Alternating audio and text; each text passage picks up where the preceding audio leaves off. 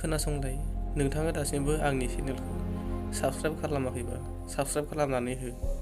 जेब्ला आं गोदान भिडिअफोर लानानै फैयो अब्ला नोंथांसिम सौहैनायफोर बायदि।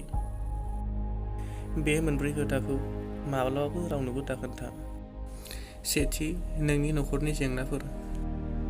नैथि, नोंनि मावनो लानाय गेदेर प्लेनिंफोर।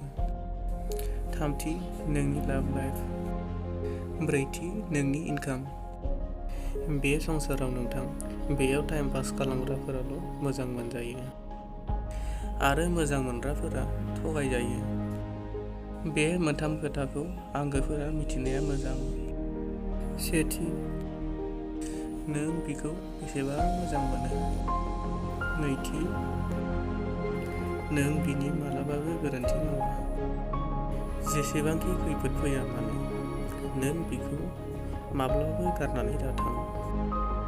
बियो थार, नोंनि जिउनि गासै सुबुङानो दिनै नङाब्ला गाबोन नोंनि जिउआव दुखु होगोन। दायो नोंनि सायाव सोनारो दि नोंनि थाखाय बांसिन गोनांथिया मा, दुखु ना बै मानसिया। दिनै आं नोंनो रां खामायनायनि बयनिख्रुइ साबसिन आयदा फोरोंगोन।